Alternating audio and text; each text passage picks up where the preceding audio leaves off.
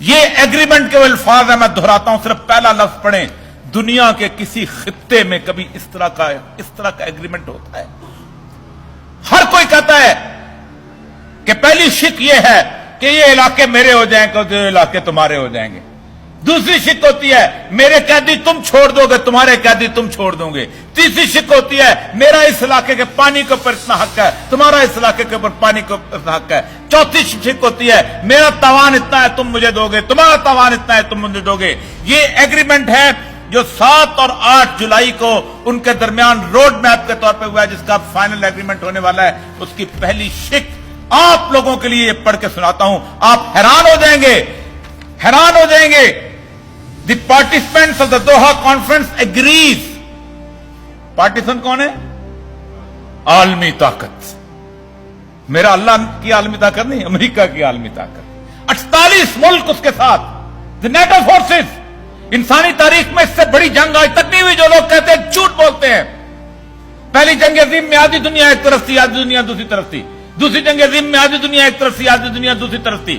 تیسری ویتنام وار کے اندر چین روس ایک طرف تھا، امریکہ دوسری طرف تھا۔ کوئی جنگ ایسی نہیں ہوئی جہاں دنیا 2 حصوں میں تقسیم نہ ہو چکی ہو۔ روس اور افغانستان کی جنگ میں دنیا 2 حصوں میں تقسیم تھی۔ واحد جنگ ہے، پوری دنیا ایک طرف تھی اور میرے اللہ کے فرزانے ایک طرف تھے۔ Participants of the Doha conference agrees, یہ دونوں اس بات پہ اگری کرتے ہیں، متفق ہیں، on a road map for peace based on the following conditions. ایک راستہ متعین کرتے ہیں جس پہ ہم چلیں گے۔ اس راستے کا پہلا لفظ سنیں، اگلے میں نہیں پڑھوں گا، اگلے بہت چھوٹی چھوٹی باتیں ہیں۔ انسٹیٹیوشنلائزنگ، ادارے مضبوط کرنا، آج کا بڑا لفظ بولا جاتا ہے۔ Islamic system in the country for the implementation of the comprehensive peace. ہر ادارے کو اسلام کے رنگ میں ڈھالنا۔ پہلا ایگریمنٹ کوئی اور نہیں مانگا، کوئی اور مطالبہ نہیں ہے۔ ہم امن اس وقت حاصل کریں گے کہ جب اس پورے ادارے جتنے بھی ہیں وہ اسلام کے سانچے میں ڈھل جائیں گے۔ یہ کیوں آیا؟ یہ آیا اس لیے کہ میرے پاس ایٹم بم تھے۔ ایٹم بم تو 28,000 اس کے پاس، روس کے پاس بھی تھے۔ یہ کیوں آیا؟ میرے پاس ٹیکنالوجی تھی۔ یہ کیوں آیا؟ اس لیے کہ میرے پاس ایک سپاہ تھی۔